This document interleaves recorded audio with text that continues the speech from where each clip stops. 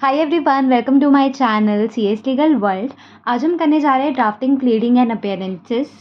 ये हम करने जा रहे हैं स्कैनर्स के क्वेश्चन सॉल्व, बिकॉज क्वेश्चन ही नहीं समझ आता इसलिए हम आंसर नहीं लिख पाते। तो this is the recent scanner that we are going to solve the whole chapter at one go.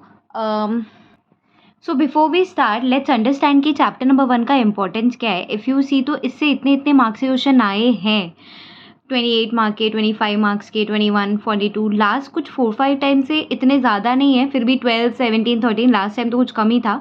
But there is a high probability, there is a high chance कि अभी 23 जून में यहाँ पे you can never you can of course not guess that, but हो सकता है 28 marks का भी आ जाए, बिकॉज हिस्ट्री तो रही है ना आने की। So let's get started. So the chapter that we are doing is judicial and administrative framework.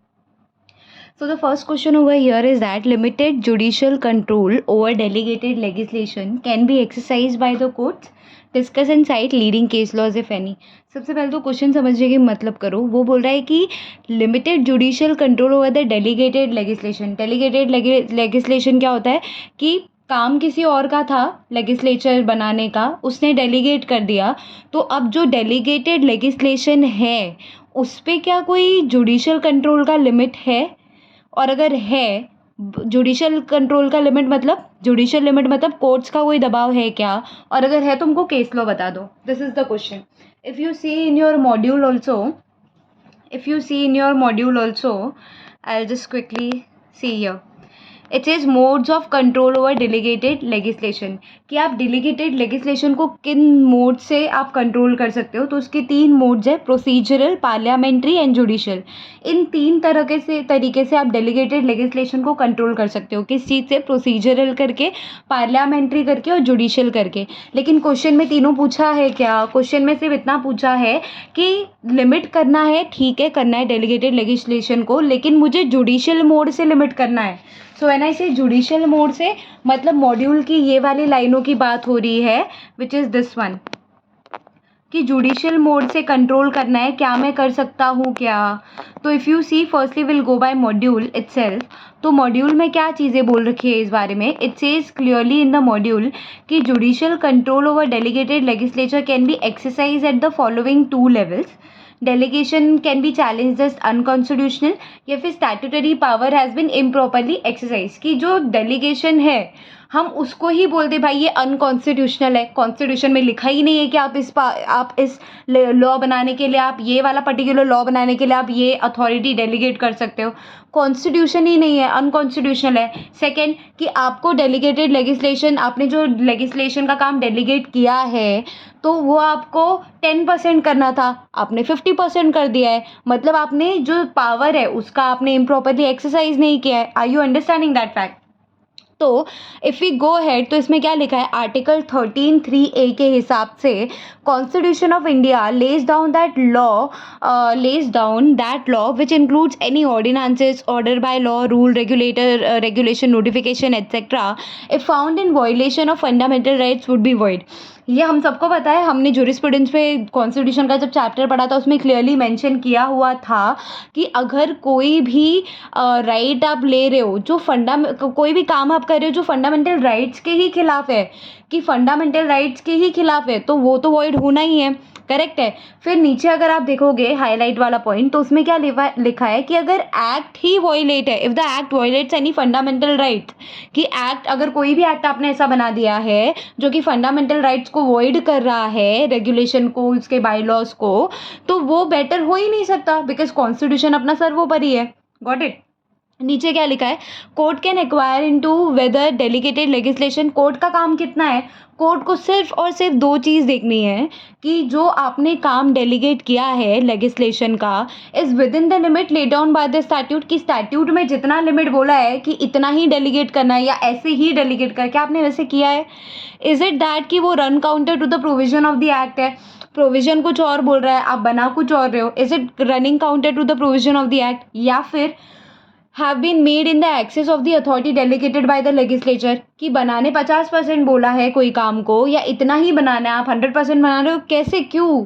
क्योंकि इतना तो सबको सेंस होना चाहिए कि आप लेगिस्लेशन का काम भी डेलीगेट करें तो आप 100% तो डेलीगेट कर ही नहीं सकते। कुछ काम तो आपको भी करना पड़ेगा। तो is it running counter to the provision of act, और इज़ इट दैट कि अथॉरिटी ने एक्सेस डेलीगेशन किया है लेगिस्लेचर का। तो दो चीज़ कोर्ट देखेगी। उसके बाद नीचे if you see in the green highlighted point it says that to find out whether the administrative authorities have properly exercised the power, the court have to construe the parent statute so as to find out the intention of the legislature. We all know that जब interpretation की बात आती है कि सबसे पहले हमको legislature, हम कहीं पे भी preamble पढ़ के चीज़ें निकालते हैं, एक्ट पढ़ के लॉ रूल बराबर बना है या नहीं, उसके लिए आप किसको देखोगे, आप एक्ट को देखोगे, preamble को देखोगे. So these are the basic thing. ठीक है, ये हमने मॉड्यूल से कवर कर लिया, पढ़ लिया. अगर हम अब इससे पढ़े तो क्योंकि अपने को केस लॉ पूछा है तो we have to be very much sure कि हमको लिखना क्या है, बिकॉज मॉड्यूल से तो पढ़ लिया, अब मॉड्यूल का पढ़ा हुआ लिखेंगे आईसीएसआई मार्क्स भी नहीं देगा, क्योंकि आईसीएसआई ने क्वेश्चन भी घुमा फिरा के पूछा है तो सीधा साधा तो वैसे भी नहीं पूछने वाला. चलो, limited judicial control over delegated legislation can be exercise by the court, discuss the citing case law. तो सबसे पहले क्या डाल दिया है कि delegated legislative power must be properly scrutinise by the court and the legislature, court and legislature. The control of delegated legislation में भी वो जो मैंने आपको स्टार्टिंग में बताया था कि कंट्रोल कैसे कर सकते हैं डेलीगेटेड लेजिस्लेशन को, प्रोसीजरल, पार्लियामेंट्री, जुडिशियल की तरफ से. अब वो क्या बोल रहा है कि डेलीगेटेड लेजिस्लेटिव पावर को प्रॉपरली स्क्रूटिनाइज करना चाहिए कोर्ट ने. तीन तरीके से डेलीगेटेड पावर को कंट्रोल किया जा सकता है, पार्लियामेंट्री, जुडिशियल एंड प्रोसीजरल. लेकिन हम किसकी बात कर रहे हैं बेटा, हम जुडिशियल कंट्रोल की बात कर रहे हैं. तो अब जुडिशियल कंट्रोल में भी उसने फर्दर 2 पॉइंट बोला है that judicial control can be exercise at the following 2 levels, कि डेलीगेशन को चैलेंज कर सकते हो कि आपकी वो अनकॉन्स्टिट्यूशनल है, एक्सेसिव है, आर्बिट्रेरी है, या फिर statutory power has been improperly exercise. कोई स्टैट्यूटरी पावर आपने वो इम्प्रॉपरली एक्सरसाइज किया, तो ऐसा कुछ हुआ है क्या. नेक्स्ट पॉइंट आ रहा है extent of delegation of power. तो इसमें if you read on the first page of your module there is one case which is Vasantlal मगन भाई Sanjanwala versus state of Bombay. उसमें क्या बोला है कि constitution confers a power and imposes a duty on the legislature to make laws. कि जब constitution आपको पावर दे रहा है ना बेटा कि आप लॉ बना सकते हो, तो आपके साथ साथ पावर के साथ साथ वो आपको ड्यूटी भी दे रहा है legislature को to make laws. The essential legislative function is the determination of the legislative policy and its formulation as a rule of conduct. Obviously it cannot abdicate its function in favor of the another. वापस से पढ़ना क्या लिखा है, सबसे पहले लिखा है कि constitute confers a power and imposes a duty on the legislature to make laws. The essential legislative function is the determination of the legislative policy and its formulation as a rule of conduct. Obviously it cannot abdicate its function in favor of others. तो legislature सबसे पहले क्या बोल रहा है, इसमें 2 चीज़ें बोली है वसंतलाल मगन भाई Sanjanwala versus state of Bombay के केस में, कि स्टैट्यूट, जब कॉन्स्टिट्यूशन आपको पावर दे रहा है ना, कोई लॉ आप बना सकते हो, तो उसके बाद लेजिस्लेचर पे वो ड्यूटी भी इम्पोज कर रहा है. First point. सेकंड पॉइंट बोलने की कोशिश हो रही है द एसेंशियल लेजिस्लेटिव फंक्शन, कि legislative function is the determination of the legislature policy and its formulation as a rule of conduct. कि एसेंशियल पार्ट ही यही है, एसेंशियल फंक्शन ही यही है कि आप लेजिस्लेटिव पॉलिसी बना रहे हो, आप उसको फॉर्मुलेशन कैसे कर रहे हो, और ये आप हर एक चीज़ आप cannot abdicate its function in favour of another. सारी चीज़ें आप दूसरे के इसमें नहीं डाल सकते, खुद भी तो काम है ना, कुछ करना है, बैठे बैठे चाय थोड़ी पीने आए हो. Article 13 of constitution of India क्या बोलने की कोशिश कर रहा है, स्टेट एनी ऑर्डिनेंसेस, जो हमने मॉड्यूल में पढ़ा था. Article 13 of constitution of India states that, article 13 जब जूरिस्प्रूडेंस में पढ़ा होगा तो वहाँ पे एक केस लॉ भी याद आया होगा सबको, Keshavananda Bharati versus state of Kerala, जो कि आगे आएगा क्योंकि आईसीएसआई ने अपने को केस लॉ भी लिखने बोला है, तो हर एक चीज़ें याद होनी चाहिए. आर्टिकल 13 में क्या बोला बेटा कि constitution of India states that any ordinances, order, by law, rules, regulation, notification etcetera if found in violation of fundamental right would be void. हमने चीज़ें वही पढ़ी कि अगर कोई भी ऑर्डिनेंस बना लो, कोई भी लॉ बना लो, कोई भी कानून बना, अगर फंडामेंटल राइट के अपोजिट है तो आपने जो बनाया है वो सारा का सारा बेकार है, अल्ट्रा वायर्स है, अल्ट्रा वायर, बिकॉज वो अल्ट्रा वायर्स कर रहा है कॉन्स्टिट्यूशन ऑफ इंडिया को. फिर उसके बाद लिखा है कि limitation of delegated legislation set out under article 13(3) है, जो हमने पढ़ा था अभी, of the constitution of India as under delegated legislation should not infringe any provisions basic structure. याद है आपको जब हम Keshavananda Bharati versus state of Kerala का केस लॉ पढ़ते हैं तो उसमें क्लियरली मेंशन्ड है तो उस केस में क्या हुआ था, केरला की जो गवर्नमेंट थी उन्होंने कोई तो लॉ पास किया था अकॉर्डिंग टू विच वो लोग बेसिकली जो लैंड थी उसको कंट्रोल करना चाहते थे। लाइक अपने जो एक्सेस लैंड थी, तो बेसिकली केशवानंद जो था ना वो रिलीजियस ग्राउंड पे उसका कोई लैंड था, वो हिंदू रिलीजियस था। तो अभी जो गवर्नमेंट है वो चैलेंज कर रही थी उस चीज़ को। देन व्हाट हैपेंस इज कि सडनली जो अपनी पार्लियामेंट है वो एक ऐसा लॉ पास करती है जिससे कॉन्स्टिट्यूशन को आप ऑल्टर कर सकते हो। Then Keshavananda Bharati case file करता है कि आप ऐसा कोई भी पावर यूज़ कर नहीं सकते हो पार्लियामेंट जिससे कॉन्स्टिट्यूशन का जो बेसिक स्ट्रक्चर है वही हिल जाए। कि आप अमेंड करो कॉन्स्टिट्यूशन को, कोई प्रॉब्लम नहीं है, लेकिन आप ऐसे कॉन्स्टिट्यूशन को अमेंड कर रहे हो कि वो बोलना कुछ और चाहता था, आप कर कुछ और रहे हो। वो बोलना चाहता था ए, आप उसको लेके जा रहे हो जेड पे। Does it work? नहीं, क्योंकि लेजिस्लेचर ने जो लिखा है बहुत सोच समझ के लिखा हुआ है कॉन्स्टिट्यूशन को। तो कॉन्स्टिट्यूशन का बेसिक पावर, बेसिक स्ट्रक्चर आप हटा रहे हो, वो नहीं चलेगा। तो इसमें देखना क्या बोला है, article 13 of constitution of India states that कि limitation of delegated legislation set out in under this case, delegated legislation should not infringe any provision basic structure. मतलब वही है जो मैंने आपको बताया कि आप कॉन्स्टिट्यूशन का बेसिक स्ट्रक्चर नहीं हिला सकते हो, वही बताने की कोशिश की गई है यहाँ पर। नाउ नेक्स्ट इज मतलब उसमें फिर बोला हुआ है यहाँ पे, or even that philosophy as described in the preamble of the Constitution of India. Same thing that we have just discussed कि आप ऐसी चीज को हटाना चाह रहे हो जो कॉन्स्टिट्यूशन में लिखा है, उसका बेसिक स्ट्रक्चर हटा रहे हो, वो नहीं चलेगा। अमेंड करो, शौक से करो, बट बेसिक स्ट्रक्चर मत हिलाओ। Delegated legislation should not infringe any fundamental right. तो of course we have had a word that कि डेलीगेटेड लेजिस्लेशन को कोई भी फंडामेंटल राइट इन्फ्रिंज नहीं करनी है। The court can inquire into whether the delegated legislation is within the limit laid down by the statute. If such legislation runs counter to the provision of the act and has been made in excess of the authority of delegated by the legislature, shall be declared ultra vires and hence invalid. To find out whether administrative authority have properly exercised this power, the court have to construe the parent statute so as to find out the intention of the legislature. That is, it should not be found violating the articles of the Constitution of India. Same thing. The scope of permissible delegation is fairly wide कि इतना permissible delegation है, ठीक है। However, it will sustain only if it does not infringe the provision of the Constitution. सारी चीज़ें बेटा provision पे ही घूम के आ रही है। एक बार ये क्वेश्चन को रिवाइज कर लेते हैं। क्वेश्चन क्या बोलना चाह रहा है कि limited judicial control over delegated legislation can be exercised by the court. Discuss and cite the leading case law. कि जो जुडिशियल कि आप डेलीगेटेड लेजिस्लेशन को कंट्रोल कर सकते हो क्या, तुम बताओ जुडिशियल कोर्ट की तरीके से आप कैसे कंट्रोल करोगे, दिस इज द क्वेश्चन, और एक केस लॉ बता दो। तो उसमें दो चीज़ें कि delegated legislative power must B scrutinise by the court and legislature. अच्छा, हम डेलीगेटेड लेजिस्लेशन को कंट्रोल कर सकते हैं, हम प्रोसीजरल तरीके से कर सकते हैं, पार्लियामेंट्री एंड जुडिशियल, बट हमको जुडिशियल बताना है। तो जुडिशियल में हम दो तरीके से कर सकते हैं कि डेलीगेशन को हम चैलेंज कर सकते हैं कि डेलीगेशन अनकॉन्स्टिट्यूशनल है या फिर statutory power has been improperly exercise है। दो चीज़ें, अनकॉन्स्टिट्यूशनल है या फिर जो स्टैट्यूटरी पावर है उसको गलत तरीके से इस्तेमाल किया गया है। फिर इसमें बोला है वसंत लाल मगन भाई Sanjanwala versus state of Bombay में सुब्बा राव ने ऑब्जर्व किया था कि कॉन्स्टिट्यूशन अगर आपको पावर दे रही है ना लॉ बनाने के लिए तो उसके साथ आप पे ड्यूटी भी इम्पोज कर रही है लेजिस्लेचर पे टू मेक द लॉज।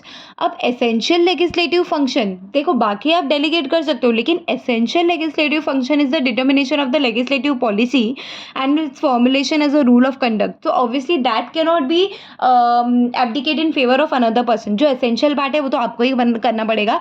फिर दो चीज़ें, सबसे पहले जुडिशियल कंट्रोल में बोला अनकॉन्स्टिट्यूशनल या फिर एक्सरसाइज इम्प्रॉपरली किया है।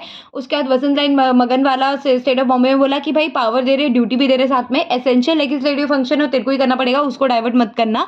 आर्टिकल 13 में बोला है कि कॉन्स्टिट्यूशन ऑफ इंडिया के स्टेट दैट की ऑर्डिनेंस, रूल्स, रेगुलेशन, नोटिफिकेशन कुछ भी बना लो, अगर वो कॉन्स्टिट्यूशन के खिलाफ है, फंडामेंटल राइट के खिलाफ है जो कि कॉन्स्टिट्यूशन में दिया है, तो फिर कुछ नहीं हो सकता, वो वॉइड हो जाएगा। Limitations of delegated legislation set out under article 13(3)(a) of the constitution of India are as under कि Keshavananda Bharati versus state of Kerala में बोला था कि डेलीगेटेड लेजिस्लेशन जो है वो बेसिक स्ट्रक्चर को हिला नहीं सकता है, that has had been discussed. उसके बाद या फिर preamble of the constitution of India पे हाथ नहीं लगा सकता। Delegated legislation should not infringe any fundamental right, वही घुमा फिरा के वही बात आई है। The court can inquire into whether the delegated legislation is within the limit laid down by the statute, दो तरीके से कि वो रन काउंटर हो रहा है या फिर has been made in excess of the authority delegated by the legislature shall be declared ultra vires hence invalid. To find out whether the administrative authorities have been properly exercised the power, the courts have to construe the parent statute, कि ये देखने के लिए कि properly जो delegated legislation है उन्होंने अपना काम एडमिनिस्ट्रेशन बराबर किया है या नहीं। कोर्ट्स को दो चीज़ें देखना पड़ेगा, जो पेरेंट स्टैट्यूट है और उसका जो इंटेंशन है और लेजिस्लेचर ने जो डेलीगेटेड लेजिस्लेचर ने बनाया वो दोनों बराबर है क्या, वॉयलेट तो नहीं कर रहा है ना आर्टिकल्स या articles of the constitution of India. एक चीज़ तो ये दिखेगा। फिर बोल रहा है कि the scope of permissible delegation is fairly wide, कि जितना देखो, एक तो होता है कि नेसेसरी फंक्शन जो खुद को करना है, लेकिन कुछ कुछ चीज़ें आप परमिसिबली डेलीगेट कर सकते हो, तो वो बराबर है। लेकिन इट विल सस्टेन तभी सस्टेन होगा अगर वो कॉन्स्टिट्यूशन को हार्म नहीं कर रहा है, तो कॉन्स्टिट्यूशन के खिलाफ नहीं जा रहा है तो। ठीक है, now we have already spent a lot of time in this, but I hope मेरे साथ याद हो गया होगा आपको। Next question is write notes on the following. Powers of the parliament, की पावर्स ऑफ द पार्लियामेंट क्या है, to delegate and limitations of law making role of parliament. इसको पहले मॉड्यूल से करेंगे। तो सबसे पहला क्वेश्चन था उसमें कि पावर ऑफ पार्लियामेंट क्या है, क्या वो डेलीगेट कर सकता है अपना लॉ बनाने वाला अथॉरिटी किसी और को, और लिमिटेशंस क्या है जिसे पार्लियामेंट बराबर से लॉ नहीं बना पा रहा है। तो इसमें सबसे पहले पढ़ने की कोशिश करना कि parliament can not supply the necessary, I am so sorry on that,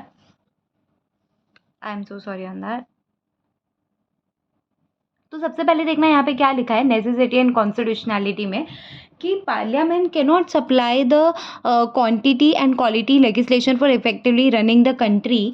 कुछ तो पार्लियामेंट का भी लिमिटेशंस है, तो क्या लिमिटेशंस है वो देखना है। ठीक है, तो इसमें सबसे पहले बोला है कि पार्लियामेंट है ना जो भाई, वो लिमिटेड टाइम के लिए बैठती है। तो आप पार्लियामेंट जो है वो लिमिटेड टाइम के लिए बैठी है, वेर एज कॉम्प्लेक्सिटी जो है मॉडर्न एडमिनिस्ट्रेशन का, that requires speedy and appropriate action. तो parliament can not act quickly because of its political nature of course, and time required by it parliament to enact the law. तो तीन चीज़ें हैं कि parliament जो है वो लिमिटेड टाइम के लिए बैठती है, वेरएज जो कॉम्प्लेक्सिटीज़ है मॉडर्न एडमिनिस्ट्रेशन की वो रिक्वायर करता है कि स्पीडी एंड अप्रोप्रिएट एक्शन चाहिए। Parliament can not act quickly because of course parliament का भी पॉलिटिकल नेचर है, और time required by the parliament to enact the law वो भी ज़्यादा है। फिर बोला है कि bulk of the business of parliament has increased. भाई इतने सारे चीज़ें हो रही है, इतने सारे कानून बन रहे हैं, तो पार्लियामेंट अकेला कितना संभालेगी। तो bulk of the business of parliament has increased, तो उसमें बोल रहा है कि लैक ऑफ टाइम होता है पार्लियामेंट के पास भी, because most of the time of the parliament is devoted to the political matters. ठीक है, फिर बोला हुआ है कि certain matters are of technical nature, जिनको पार्लियामेंट भी हैंडल नहीं कर सकती, उनके लिए एक्सपर्ट की ज़रूरत पड़ती है। फिर बोला है कि रिमूवल ऑफ डिफिकल्ट, पहले ये 4 पॉइंट क्लियर हुए कि पार्लियामेंट के पास पावर है कि वो अपना काम डेलीगेट कर सकते हैं, लेकिन पार्लियामेंट का लिमिटेशंस क्या है कि वो लिमिटेड टाइम के लिए बैठती है, जहाँ जबकि जो कॉम्प्लेक्सिटीज़ है मॉडर्न एडमिनिस्ट्रेशन की वो काफ़ी ज़्यादा है, उसके लिए स्पीडी एंड अप्रोप्रिएट एक्शन चाहिए। Parliament can not do it quickly because of its political nature. तो एक पॉलिटिकल नेचर हो गया, लिमिटेड टाइम के लिए बैठती है, मॉडर्न एडमिनिस्ट्रेशन काफ़ी कॉम्प्लेक्स होता है, पार्लियामेंट का भी काम काफ़ी ज़्यादा बढ़ गया है, और टाइम भाई 24 घंटे के टाइम में 100 घंटे का काम थोड़ी करेगा पार्लियामेंट। फिर है कि सर्टेन मैटर्स के लिए एक्सपर्टीज़ का नॉलेज चाहिए। कुछ मैटर्स ऐसे हैं जिसमें डॉक्टर की ज़रूरत है, तो टीचर से थोड़ी काम चलाओगे। फिर है कि parliament while deciding upon a certain course of action cannot foresee the difficulties which may be encountered in its execution. Accordingly, various statutes contain a removal of difficulty clause. Removal of difficulty clause मतलब कि अभी जैसे I'll tell you what, I'll give you an example. Since I'm working also, तो मैं अभी एक draft करी थी, तो एक ड्राफ्ट कौन सा था, वो ड्राफ्ट था बैंकिंग ऑथराइजेशंस का। कुछ पर्सन्स को बैंकिंग की ऑथराइजेशनशिप देनी थी, उसमें मैंने एक क्लॉज डाला था, अगर कोई एम्प्लॉई जो है वो रिज़ाइन हो जा रहा है तो ये चीज़ उसके लिए एप्लीकेबल नहीं होगी। तो मुझे दोबारा रेजोल्यूशन पास करने की ज़रूरत नहीं अगर कोई मेरा एम्प्लॉई रेजिग्नेशन कर लिया है तो। सो दिस इज व्हाट, तो that is kind of removal of difficulty clause, कि उस क्लॉज को डालने से मेरी डिफ़िकल्टी चली गई है। So that kind of thing is also there. Various statutes में रिमूवल ऑफ डिफिकल्टी क्लॉज होता है, empowering the administration to remove such difficulty by exercising the power of making rules and regulations. फिर बोला है this clause are always wonderful, always so wordy, so thus very wide powers has been given to the administrations। ये एक point है कि parliament जो है while deciding upon a certain course of action can not फोर्सी the difficulty, इसलिए बहुत सारे statute में रिमूवल ऑफ डिफिकल्टी क्लॉज होता है, इसलिए बहुत ज़्यादा वाइड पावर दे दिया एडमिनिस्ट्रेशन को। तो this is also one of the limitations of parliament. फिर है कि the practice of delegated legislation introduces flexibility in the law. ठीक है, कि हमने जब प्रैक्टिस चालू किया कि ठीक है अब लेजिस्लेशन, पहले था कि भाई काम जो है पार्लियामेंट ही करेगी, दूसरा कोई करेगा नहीं। फिर हमने डेलीगेटेड कर दिया चीज़ें कि चलो इस काम को भी डेलीगेट कर देते किसी और को, तो इससे लॉ में तो फ्लेक्सिबिलिटी आ गई, क्योंकि हर काम के लिए जब आप एक इंसान से 100 काम कराओगे तो गलती तो करेगा, अगर आप अलग अलग इंसान से एक एक काम कराओगे तो वो अच्छा करेगा, तो उससे फ्लेक्सिबिलिटी आएगी। Thus rules and regulation if found to be defective can be modified quickly, ये भी हो जाएगा। Next point is practice of delegated legislation was considered to promote centralisation. तो एक काम क्यों किया हमने, सेंट्रलाइजेशन को प्रमोट करने के लिए किया था। This is what it wants to convey to you. अब स्कैनर में देख लेंगे। सो अब स्कैनर्स में देखते हैं इसका आंसर कैसे लिखा हुआ है। तो सबसे पहले बोल रहा है according to article 245 and 246 of the constitution of India the legislative power shall be discharge by the parliament and state legislature. तो 245 बोलता है कि जो लेजिस्लेचर का काम है, लेजिस्लेटिव पावर्स बेसिकली लॉ बनाने का काम किसको दिया है, अकॉर्डिंग टू 245 आर्टिकल 245 दिया है पार्लियामेंट को, और 246 के हिसाब से स्टेट लेजिस्लेचर को ये पावर दिया है कि आप लॉ बना सकते हो।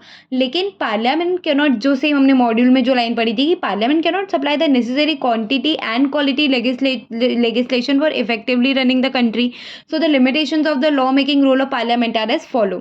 Same चीज़ है, क्या है लिमिटेशन कि पार्लियामेंट लिमिटेड टाइम के लिए बैठती है, जहाँ की complexity of modern administration requires that there must be a law making body available on tap, कि एक बटन दबाया और लॉ मेकिंग बॉडी आ गई।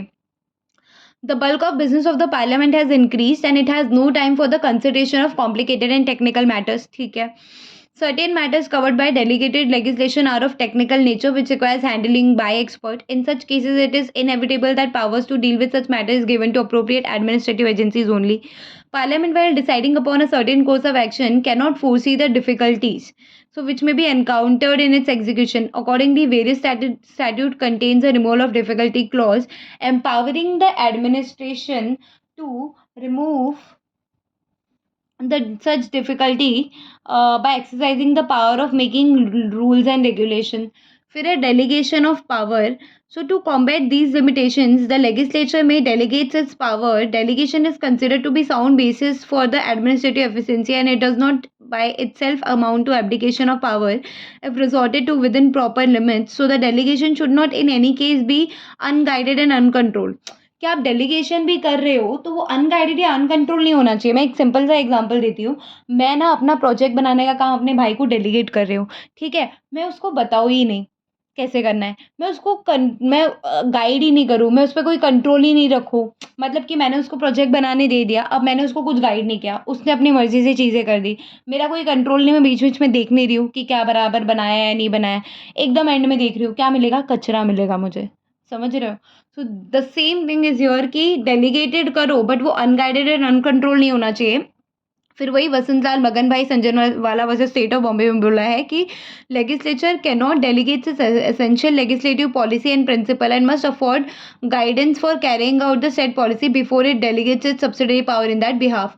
कि लेजिस्लेटिव हमने वहाँ पे भी पढ़ा था फर्स्ट पेज पे कि डेलीगेटेड जो अपना इट वाज कि जो लेजिस्लेचर है वो अपना देखो परमिसिबल जो है, जितना परमिट किया गया है उतना काम तो वो डेलीगेट कर सकता है, लेकिन उसका जो एसेंशियल लेजिस्लेटिव पॉलिसी है, प्रिंसिपल है, वो तो वो डेलीगेट नहीं कर सकता। और जो भी चीज़ें डेलीगेट भी कर रहा है उसको प्रॉपर गाइडेंस देना पड़ेगा ताकि वो जो डेलीगेटेड काम है वो बराबर से हो। Got it? So now the next question is write notes on the following. Supreme Court of India plays the role of guardian of Constitution of India. कि supreme court of India plays the role of कि जो constitution का देखने वाला watchman है, basically guardian, watchman is not a good word, guardian, जो constitution को देखने वाला है, संभालने वाला है, गार्जियन है, वो कौन है? वो सुप्रीम कोर्ट है। इज इट करेक्ट और is it not correct? Correct है तो कैसे, वो बताना है। So firstly will go by module कि मॉड्यूल में सुप्रीम कोर्ट के बारे में क्या लिखा है। सबसे पहले लिखा है हाईएस्ट लेवल ऑफ कोर्ट है इंडिया का, इंडिया के जुरिडिकल सिस्टम का। It plays the role of guardian of the constitution of India. Same चीज़ अपने को पूछी, ठीक है। इसमें लिखना क्या है? यही कचरा लिखना है। Supreme, sorry I shouldn't be saying that, but ठीक है। The Supreme Court exercises the original jurisdiction exclusively to hear the cases of dispute between the central government and the state government or between the states. तो अगर central government state government के बीच में झगड़ा होता है तो ओरिजिनल जुरिस्डिक्शन जाती है सुप्रीम कोर्ट के पास। ठीक है भाई। Has original but not exclusive jurisdiction for enforcement of fundamental right, की फंडामेंटल राइट के लिए भी ओरिजिनल जुरिस्डिक्शन है बट वो एक्सक्लूसिव है ये ज़रूरी नहीं है। Constitution of India through the way of writs भी हो सकता है ऑफ कोर्स। तो ओरिजिनल जुरिस्डिक्शन भी है बट एक्सक्लूसिवली वही है, सुप्रीम कोर्ट का ही दरवाज़ा, ऐसा नहीं है। रिट्स है अपने पास 5 तरीके के, हिबिस, मैंडेमस, फिर सर्शरारी, हिबिस कॉर्पस, ये सारी चीज़ें। तो वो रिट्स है, उनका भी दरवाज़ा खटखटाना पड़ेगा। फिर बोला है कि supreme court has the power to exercise extraordinary jurisdiction as well to hear any appeal related to any matter for which any court और tribunal had decided the judgement through the option of special leave petition except armed forces का case है अगर, तो has the power to withdraw और transfer any case of any high court. तो ये भी power है। फिर बोला है कि ऑर्डर ऑफ सुप्रीम कोर्ट जो है वो बाइंडिंग होगा ऑन ऑल द कोर्ट पे अक्रॉस इंडिया। फिर बोला है कि सुप्रीम कोर्ट के पास ऑप्शन है to depose the opinion to the president about any question raised of public importance referred to it by the president. ठीक है, अगर प्रेसिडेंट कोई क्वेश्चन पूछ रहा है तो सुप्रीम कोर्ट के पास पावर है कि, मतलब ऑफ कोर्स पावर ही हुआ कि वो अपना ओपिनियन बता सके उस चीज़ पे प्रेसिडेंट को। अब देखते हैं स्कैनर्स में क्या लिखा हुआ है। Supreme court of India is the highest level of court of Indian juridical system, जो हमने पढ़ा, which is establish as per this. It has the following types of jurisdiction. तो उसके जुरिस्डिक्शन का टाइप बता दिया है कि इसके पास कौन सा जुरिस्डिक्शन का पावर है। ओरिजिनल जुरिस्डिक्शन है, एपलेट जुरिस्डिक्शन है, एडवाइजरी जुरिस्डिक्शन है। एडवाइजरी जुरिस्डिक्शन हमने एंड में जो पढ़ा वो किसके लिए? वो प्रेसिडेंट के लिए। देख लेना यहाँ पे, supreme court has the option to report its opinion to the president about any question raised about public importance referred to it by the president, की प्रेसिडेंट कोई क्वेश्चन पूछ रहा है उस पर अपना ओपिनियन दे सकता है। That is advisory jurisdiction. Appellate jurisdiction क्या है? कि सुप्रीम कोर्ट के पास पावर है to exercise extraordinary jurisdiction to hear any appeal related to any damn matter decided by any court or tribunal for that matter through the option of special leave petition except the case of tribunal related to armed force, कि armed force को छोड़ के, ठीक है, armed force को छोड़ के दुनिया का कोई भी मैटर है जिस पे जजमेंट आ गया है, सुप्रीम कोर्ट के पास आप स्पेशल लीव पिटीशन के हिसाब से वो केस दायर कर सकते हो। That is your right. Okay, original jurisdiction में क्या बोला है कि the supreme court exercises original jurisdiction exclusively to hear the cases of dispute. झगड़ा किसका सुनने के लिए? सेंट्रल गवर्नमेंट स्टेट गवर्नमेंट के बीच में झगड़ा हो रहा है तो फिर सुप्रीम कोर्ट जो है वो ओरिजिनल जुरिस्डिक्शन देगा। फिर बोला है कि सुप्रीम कोर्ट ओरिजिनल जुरिस्डिक्शन तो देता है बट एक्सक्लूसिव जुरिस्डिक्शन नहीं दे रहा है to hear fundamental case, fundamental right के राइट अगर इन्फ्रिंज हो रहा है उस पर कोई केस है कॉन्स्टिट्यूशन ऑफ इंडिया को, तो उसके लिए भी ओरिजिनल जुरिस्डिक्शन है लेकिन एक्सक्लूसिव नहीं है क्योंकि उसके लिए रिट्स के थ्रू भी आप अपील कर सकते हो। ठीक है। Now, next question is, Rush Bank, a banking company, wants to take action against the defaulting borrower. Being company secretary, advise the appropriate forum to file the petition, suggest whether the THFL and MBFC, not a banking company, can file the petition against the defaulting borrower. Before the same forum, give a reason, reply. सबसे पहले question क्या पूछने की कोशिश की है कि rush bank एक बैंकिंग कंपनी है, वो एक्शन लेना चाहती है अगेंस्ट द डिफॉल्टिंग बोरोवर। ठीक है। Now being the company secretary, advise the appropriate forum to file the petition. Suggest, अगर कोई दो कंपनी है THFL एंड MBFC जो कि बैंकिंग कंपनी नहीं है, तो can they file the petition against the defaulting borrower before the same forum के सामने डाल सकते हैं। 2 क्वेश्चन पूछा है, लेट्स सी द आंसर। सबसे पहले बोला है कि जो डेट रिकवरी ट्राइब्यूनल है DRT is constituted under section 3 of recovery of debts due to that is what RDDBFI act जो है अपना 1993, recovery of debts due to bank and financial institution. तो उसका जो सेक्शन 3 है उसके अंडर बना है the date recovery tribunal, that is DRT. ठीक है, मतलब आरडीडीबीएफआई के सेक्शन 3 के हिसाब से डीआरटी बना हुआ है। अब बोल रहा है कि डीआरटी क्यों बना है, for expeditious adjudication and recovery of debts due to banks and financial institution in order to reduce the non performing assets of the banks and financial institution. सबसे पहले मैंने क्या बोलने की कोशिश की कि आरडीडीबीएफआई का जो एक्ट है, जो आरडीडीबीएफआई एक्ट 1993 है, उसका जो सेक्शन 3 है उसके तहत बना है डीआरटी। अब डीआरटी को बनाया क्यों है, ताकि एक्सपीडियस एडजुडिकेशन हो सके और डेट्स की रिकवरी हो सके, ड्यू जो कि बैंक के पास ड्यू है, बैंक या फिर फाइनेंशियल इंस्टीट्यूशंस के से कोई चीज़ें ड्यू, मतलब कि उनसे मतलब किसी और का आना ड्यू है इनको, इन ऑर्डर टू रिड्यूस कि बैंक से भी यार बहुत सारी नॉन परफॉर्मिंग एसेट्स होती है। अब सीएस प्रोफेशनल में आके I don't think so have to make you understand कि नॉन परफॉर्मिंग एसेट्स क्या होते हैं। तो उनकी रिकवरी के लिए एक्ट बना था और उनकी रिकवरी के लिए रिकवरी के लिए एक्ट बना था और उसके तहत सेक्शन 3 के तहत डीआरटी बना था।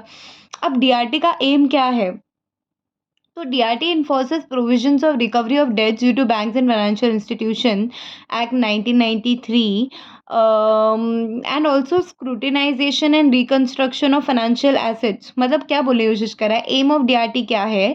जो DRT है वो एनफोर्स करता है प्रोविजन ऑफ RDDBFI एक्ट 1993, और जो सरफाइजी है securitisation and reconstruction of financial assets and enforcement of security interest act 2002।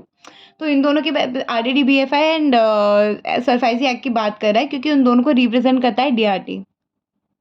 फिर बोला कि DRT receives claims application from bank and financial institutions against the defaulting borrower. समझो मैंने बैंक से loan लिया था 50 लाख का घर लेने के लिए, मैंने लोन वापस नहीं दिया, और मतलब I am not paying the loan, तो मेरा जो एसेट्स है लेट्स से वो बैंक के लिए फॉर दैट मैटर कि 50 लाख की जगह मतलब दाम घट गया उसका, जो भी मैंने उसको दिया होगा 30 लाख का होगा। अब बैंक के लिए तो नॉन परफॉर्मिंग एसेट्स बन गया ना यार। तो अब क्या बोलने की कोशिश कर रहा है कि DRT receives claim application from bank and financial institution against the defaulting borrower. मैं बैंक के डिफॉल्टिंग बोरोवर हूँ, बैंक मेरे खिलाफ कंप्लेन कर रहा है जाके डीआरटी में। तो DRT is fully empowered to pass comprehensive orders and can travel beyond the civil procedure code to render complete justice. कि जस्टिस के लिए अगर उसको सिविल प्रोसीजर सीपीसी के खिलाफ भी जाना पड़े तो वो जाएगा कंप्लीट जस्टिस देने के लिए। फिर बोला कि DRT can appoint receivers, commissioners, pass ex party orders, add कर सकता है, ऐड इंटरिम ऑर्डर्स दे सकता है, interim orders apart from powers to review its own decision and hear appeal against order pass by the recover. Fair enough. Basically इस question में कुछ नहीं किया है, डीआरटी की तारीफ की है भर भर के, ये डीआरटी क्या क्या कर सकता है। तो वो केस लो अपने माइंड से निकाल दो। डीआरटी के बारे में पूछा, डीआरटी के बारे में आपको जवाब देना है, तो समझा क्वेश्चन कैसा भी घुमा के आया आंसर तो सेम ही निकलने वाला है बेटा जी। फिर कंक्लूजन में क्या बोला है कि in the present case rush bank can file the petition. अच्छा ये अब ज़्यादा इंपॉर्टेंट है कि in the present case rush bank can file the petition before the debt recovery tribunal against a defaulting borrower, assuming THFL and NBFC being non-financial institution cannot file the petition before the DRT against the defaulting borrower, as DRT acts as a single judicial forum for adjudication of cases as well as execution of the decree passed for the recovery of debts due to bank and financial institutions under RDDBFI Act and SARFAESI Act 2002। एक बार question को फिर से पढ़ेंगे, एक बार answer को फिर से पढ़ेंगे, ठीक है। जाओ। क्या बोल रहा है कि रश बैंक एक बैंकिंग कंपनी है, उसको एक्चुअली एक्शन लेना है अगेंस्ट मी क्योंकि मैं डिफॉल्टिंग बोरोवर हूँ। तो अभी मैं सीएस कैसे बनूँ, ठीक है। आप लोग हो सीएस, आप लोग एडवाइस करो कि अप्रोप्रिएट फोरम क्या है बैंक को कंप्लेन करने के लिए, किसके पास जाए, क्या अपना national company law tribunal NCLT के पास जाए, या फिर सिविल कोर्ट के जज के पास जाए, किसके पास जाए, सिंपल इतना बता देना। सजेस्ट कि दो और कंपनियां हैं, उनको भी पिटीशन फाइल करना है, तो वो भी जा सकते हैं क्या, सेम फोरम जो आप बताने वाले हो उसके पास जा सकते हैं क्या वो लोग? सिंपल सा क्वेश्चन, ठीक है। Now read it out again कि डीआरटी जो है वो बेसिकली आरडीडी बीएफ एक्ट 1993 है, उसका जो सेक्शन है 3, उसके तहत बना है आपका डीआरटी। क्यों बना है? ताकि एक्सपीडियस एजुकेशन हो सके for recovery of debts due to bank and financial institution in order to reduce the non performing assets of the banks and financial institution. Fair enough. फिर बोला है कि डीआरटी का एम क्या है, मतलब चाहती क्या है डीआरटी? तो डीआरटी के कुछ 4 एम है कि डीआरटी जो है वो बेसिकली एनफोर्स करती है किसके प्रोविजंस को, किसके प्रोविजंस के हिसाब से डीआरटी काम करती है। तो आरडीडीबीएफआई एक्ट 1993 एंड सफाई एक्ट 2002 के हिसाब से वो प्रोविजंस के हिसाब से डीआरटी काम करती है। डीआरटी जो है वो रिसीव करती है claims application from the bank and financial institution against the defaulting borrowers.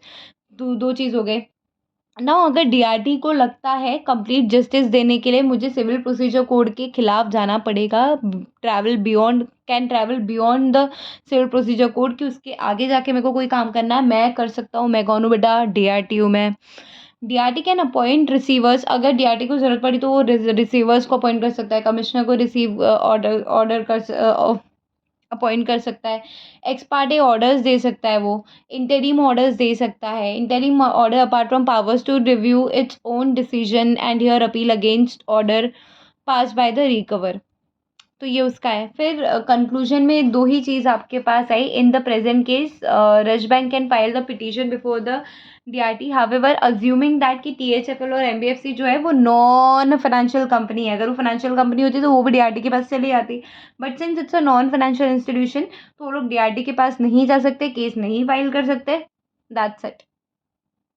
और केस भी फाइल करेंगे तो फिर वही है, फोरम फॉर दिस रिकवरी। तो बेसिकली फिर लास्ट में आरडीडीबीएफआई एंड सफाई की तारीफ की है। ठीक है क्या? नेक्स्ट क्वेश्चन में इसने बोला है एनसीईआरटी की तारीफ कर दो। हम भी कहाँ चुप रहने वाले हैं, बीकॉम के बच्चे, बीकॉम किया हुआ है, साइंस लिया होगा किसी ने, बट हम कहाँ चुप रहने वाले हैं। हम एनसीईआरटी के, हम बताओ तो आपकी भी तारीफ कर सकते हैं, हम इतने महारत है इन सब तारीफ करने वाले कामों में। ठीक है। अब एनसीईआरटी की तारीफ करने बोला है, कैसे करेंगे कैसे करेंगे कैसे करेंगे? सबसे पहले कि NCERT is not a judicial body, is not, मतलब ऑफकोर्स है जुडिशियल बट काजी जुडिशियल है।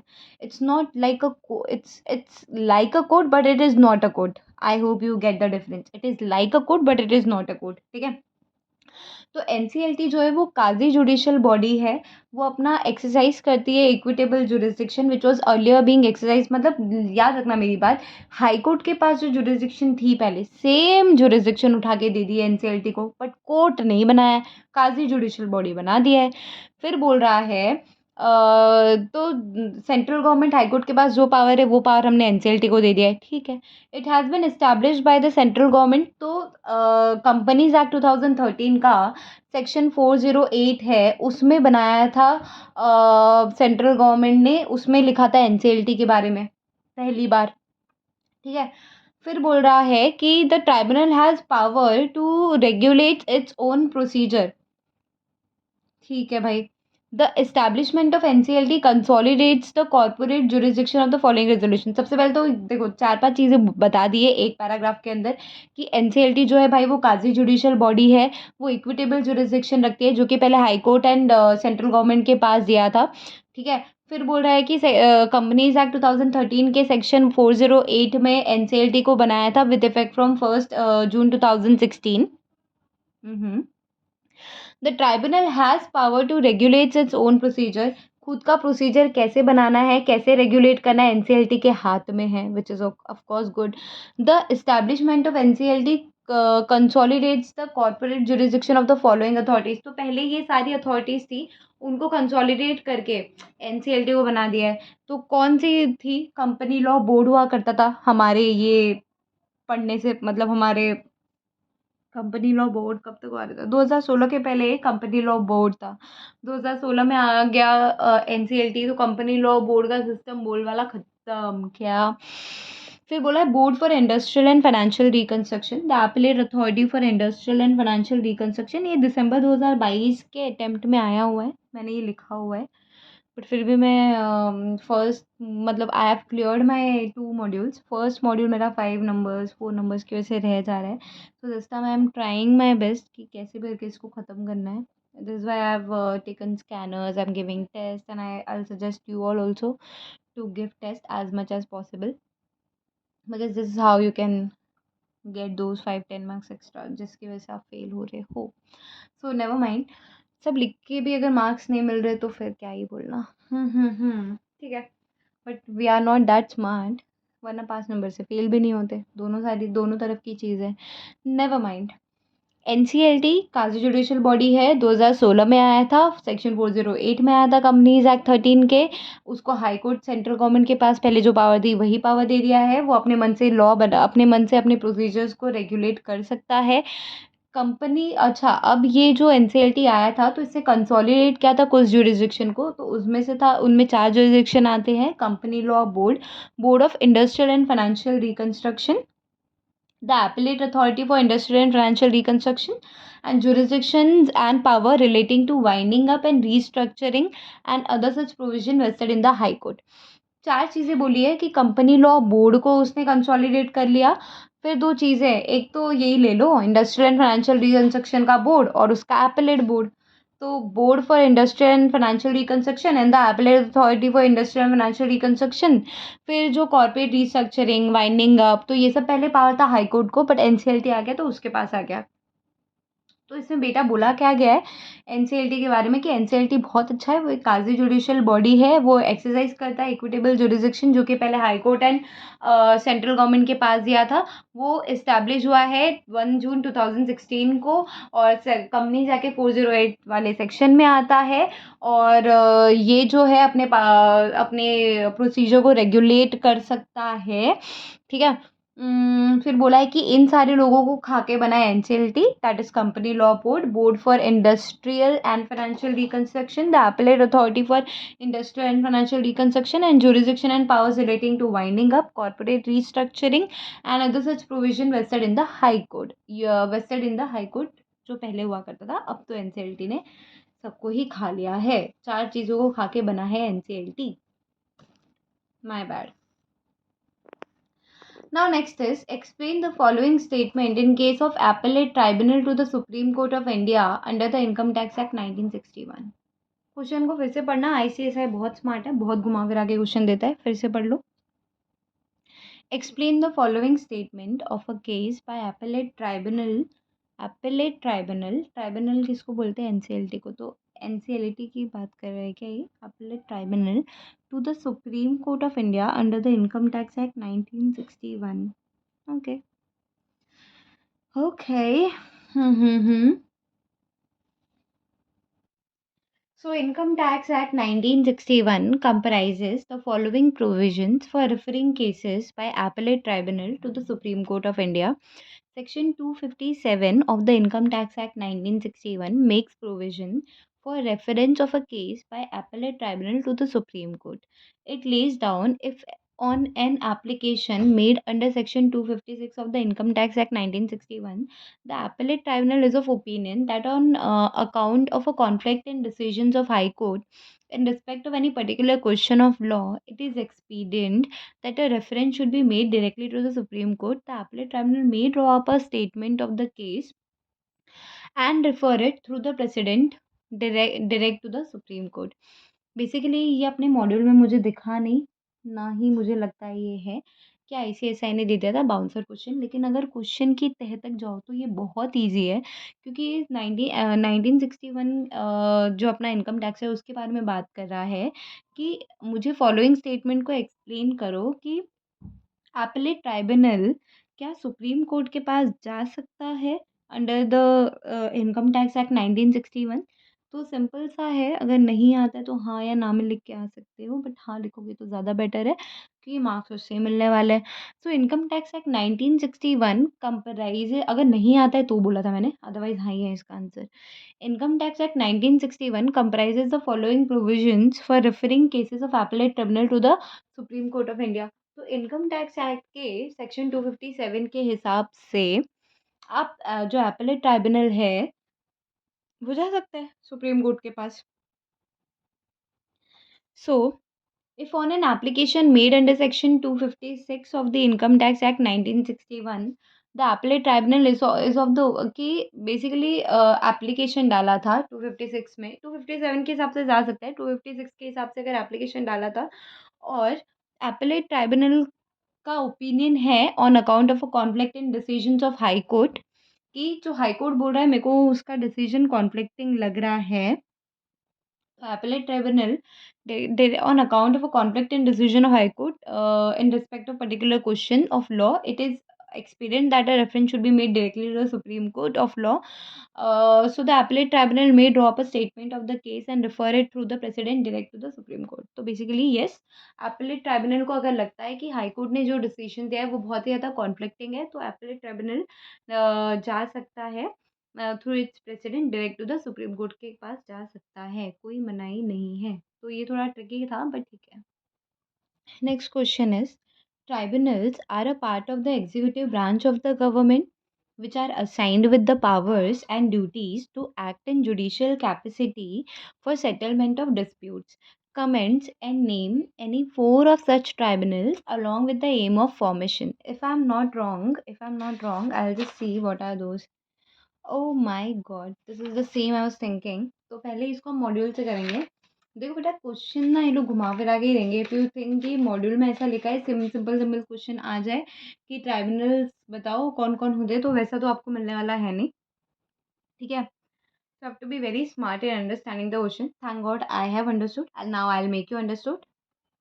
So when it comes to tribunal now, so they have talked about six tribunals: DRT, NCLT, Consumer Forum, Motor Vehicle Claims Tribunal, Central Administrative Tribunal and National Green Tribunal. हम सबसे पहले DRT के पास देख लेते हैं। DRT की बात हमने ऑलरेडी कर दी है, फिर भी पढ़ेंगे। तो ये बोलना क्या चाहता है कि RDDBF 1933 है ना, उसके सेक्शन 3 के हिसाब से बना है DRT। तो ओरिजिनल एम ऑफ डीआरटी ये है कि वो क्लेम रिसीव कर, ताकि वो जो है वो रिसीव करे जो भी एप्लीकेशन है फ्रॉम द बैंक्स या फिर financial institutions against the defaulting borrowers. And ये जो था वाज एस्टैब्लिश फॉर ये क्यों बना था डीआरटी, तो that was the aim to make DRT was to establish expeditious education and recovery of debts due to the banks and financial institution in order to reduce non performing assets of the company. Same चीज़ें हमने पढ़ी हुई थी अपने इसमें।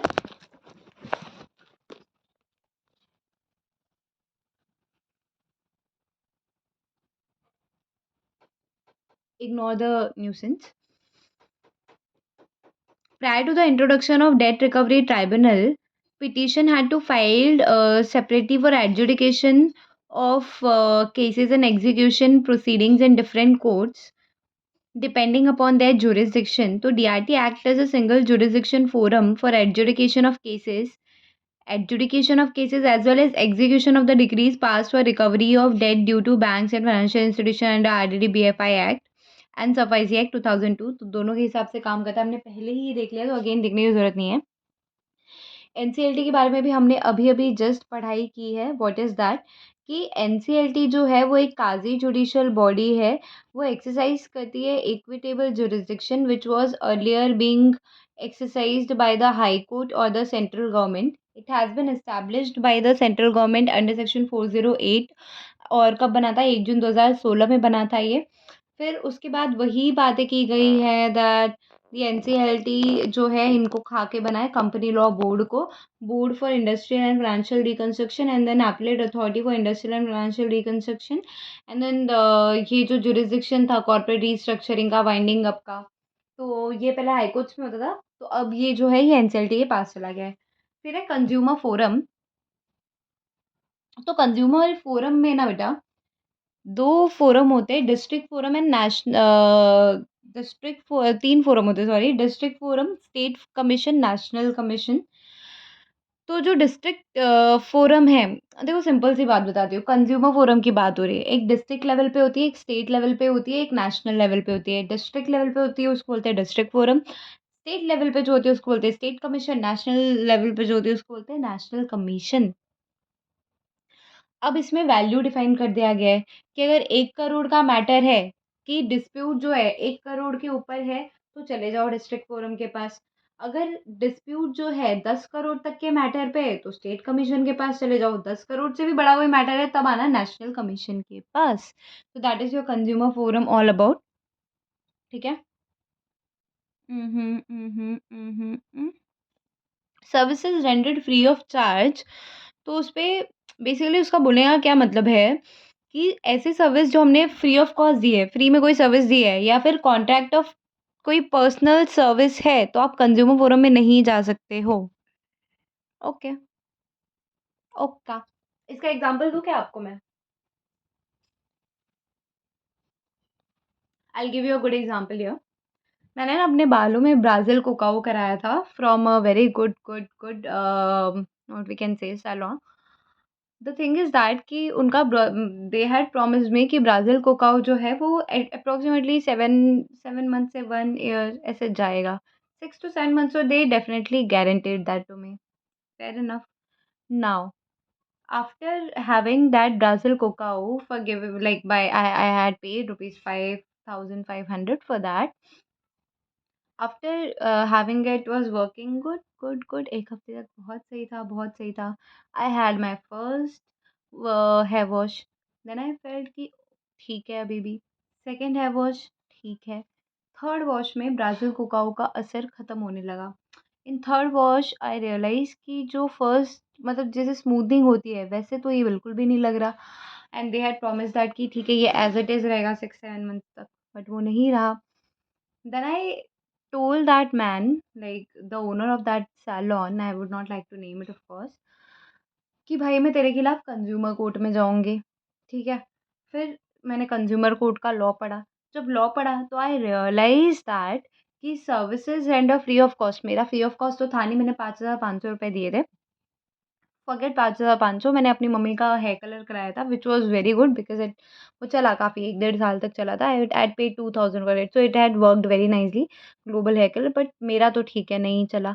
तो free of charge तो नहीं था, I had paid a lot. Contract of personal service था क्या? मैंने अपने बालों में सर्विस ली थी, भाई वो पर्सनल सर्विस है।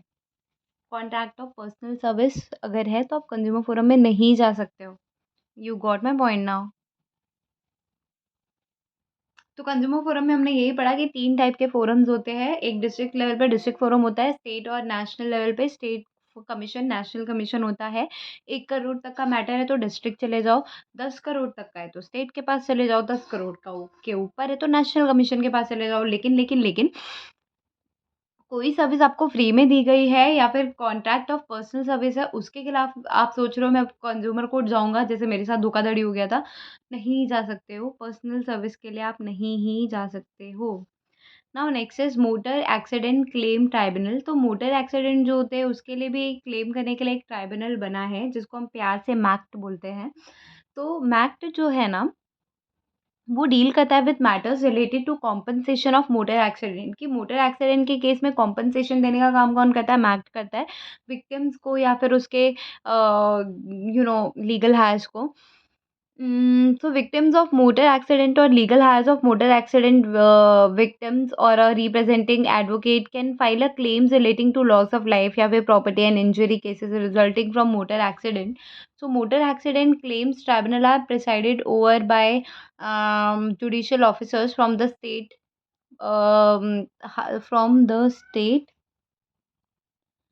from the state higher judicial service and are under direct supervision of the Honorable High Court of the respective state. तो basically motor accident claims tribunal का काम क्या होता है कि किसी का भी मोटर एक्सीडेंट हो गया तो उसके जो भी विक्टिम है या फिर जो भी उसके लीगल आयर्स है उसको कॉम्पनसेशन देना, पहला काम। किस चीज़ का कॉम्पनसेशन देना? लॉस ऑफ लाइफ, मर गया है तो, या फिर लॉस ऑफ प्रॉपर्टी, गाड़ी चली गई है तो, या फिर इंजरी है तो। 3 केसेस में resulting from motor accident. Now जो मोटर एक्सीडेंट क्लेम्स ट्राइब्यूनल है आर प्रिसाइडेड ओवर बाय, मतलब इंचार्ज कौन है उसका? Judicial officers from the state higher judicial service and are direct supervision of honourable high court of respective state. तो basically जो state के judicial कुछ officers हैं उनको बना दिया उनका इंचार्ज, और वो लोग पे डायरेक्ट सुपरविजन जो होता है वो हाई कोर्ट का होता है। That is what it wants to say. The next one is central administrative tribunal, that is MACT के बाद आ जाता है कैट। तो कैट तो भाई बहुत ही शातिर होती है। सेंट्रल एडमिनिस्ट्रेटिव ट्राइब्यूनल में क्या बोला है देखना, that central administrative tribunal is a multi member body to hear on cases filed by the staff member alleging non-observation of their terms of services or any other related matters, and to pass judgments on those cases. So the tribunal established in pursuance of the amendment of Constitution of India by the Articles 323A। तो basically इसके बारे में बोला क्या है कि जो CAT है ना, central administrative tribunal is a multi member body to hear on a cases that is filed by its staff members only, alleging that कि उनका कोई नॉन ऑब्जर्वेशन किया है with respect to their terms of service और any other related matters, जो staff ही है वो ही जाते हैं। और सेंट्रल एडमिनिस्ट्रेटिव कैट जो है वो एक मल्टी मेंबर बॉडी है। ये सारी चीज़ें बेसिकली एक स्टाफ है, रो रहा है हाँ मेरा टर्म्स ऑफ सर्विस इतना था है आपने ऐसे कैसे कर दिया हाँ। अब वो किसके पास जाएगा, दौड़ा जाएगा कैट के पास। कैट कौन है, central administrative tribunal. CAT is a multi member body to hear such cases, such row to cases by their staff members. So ये जो है कैट, ये ना अमेंडमेंट करके बना था आर्टिकल्स में कॉन्स्टिट्यूशन ऑफ इंडिया के 323A, which is not important. The next one is national green tribunal. National green tribunal was established, कब एस्टैब्लिश्ड हुआ था देख लेते हैं। I hope it is visible. So, National Green Tribunal was established for effective and expeditious disposal of cases relating to environmental protection and conservation, forest and other natural resources, including enforcement of any legal right relating to environmental and giving relief and compensation of damages to person and property and related matters। National green tribunal, green के नाम से ही समझ में आ रहा है पेड़ पौधे के साथ छेड़खानी करोगे, फॉरेस्ट के साथ छेड़खानी करोगे तो हम आपको भी छेड़खानी कर देंगे। That is national green tribunal. तो NGT was establish for effective and expeditious disposal of cases relating to environmental protection, के एनवायरमेंटल के प्रोटेक्शन के खिलाफ कुछ चीज़ें हैं तो एनजीटी के पास जा सकते हो। and conservation of forests and other natural resources, including enforcement of any legal right relating to environmental and giving relief and compensation of damages to the person and property and for related matters। जिसके साथ problem हुआ है उसको ही पैसा मिलेगा, simple. ठीक है, अब ये वाली चीज़ हम मॉड्यूल से कर लेते हैं। I know it's almost an hour. I am hungry too, it's like 10 o'clock in the evening or night, I can say. I'm not eaten anything, but still I am trying if I can see if we can, like, stretch on at least 10 questions of this chapter. That would be really great. Now we are on sixth. Let's see. So the question is, tribunal are a part of executive branch of the government which are assigned with the powers and duties to act in judicial capacity for settlement of dispute। Comment and name any of the four of such tribunals along with their aim of formation। की क्यों बना था। So tribunals in India are a part of the executive branch of the government which are assigned with the power and duties to act in judicial capacity for settlement of dispute. Part 14 of the Constitution of India makes provisions of establishment and functioning of tribunal in India. So they are quasi judicial bodies that are less formal, less expensive, and enable speedy disposal of cases। So four tribunals are, किस किस के बारे में लोग ने बात किया है, कंज्यूमर फोरम के बारे में, मोटर एक्सीडेंट क्लेम्स ट्राइब्यूनल के बारे में, सेंट्रल एडमिनिस्ट्रेटिव ट्राइब्यूनल के बारे में एंड नेशनल ग्रीन ट्राइब्यूनल के बारे में। सो कंज्यूमर फोरम के बारे में सेम चीज़ उन्होंने बताई है कि to protect the rights of the consumer in India and establish a mechanism for settlement of consumer dispute, a 3-tier redressal forum containing district, state and national consumer forums has been set up। So the district consumer forum deals with consumer dispute involving a value of up to rupees 20 lakh।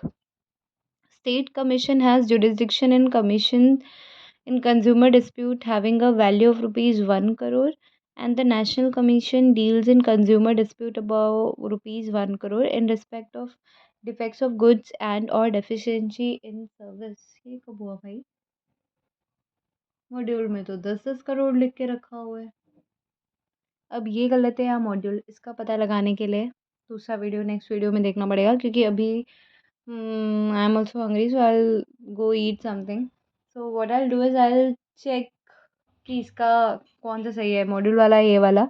यहाँ पे 20 लाख तक district forum के पास जाने के लिए बोल रहा है, 1 करोड़ तक स्टेट के पास एंड अबव 1 करोड़ नेशनल के पास। So let it be, let's see, it's okay. So the next one it says कि मोटर एक्सीडेंट क्लेम्स ट्राइब्यूनल के बारे में मोटर एक्सीडेंट क्लेम्स ट्राइब्यूनल के बारे में बात कर रहा है, that is MACT. So the motor accident claims tribunal deals with matters, यहाँ पर है।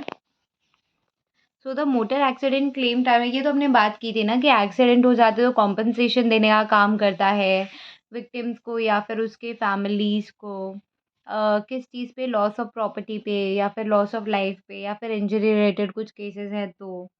और इसमें क्या है कि ये जो मोटर एक्सीडेंट है, मैट क्लेम्स ट्राइब्यूनल जो है, उसका इंचार्ज जो है वो कुछ मेंबर्स है जिनका सुपरविजन डायरेक्टली हाई कोर्ट करता है। फिर है central administrative tribunal, that is CAT. तो इसका मैंने एग्जांपल दिया था कि basically this is a multi member body to hear on cases filed by the staff members only. है रोते रोते जाएंगे, तो दैट इज दैट। और ये जो सेंट कैट जो है वो ऐसे वैसे नहीं बनी है, अमेंडमेंट हो तो कॉन्स्टिट्यूशन में तब जाके कैट बनी है। नेशनल ग्रीन ट्राइब्यूनल, पेड़ पौधे से छेड़छाड़ करोगे तो फिर national green tribunal can harass you as well.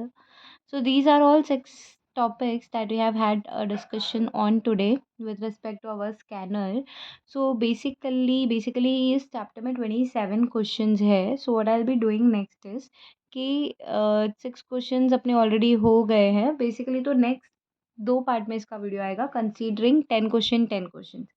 So stay tuned and thanks for watching my video. Bye bye.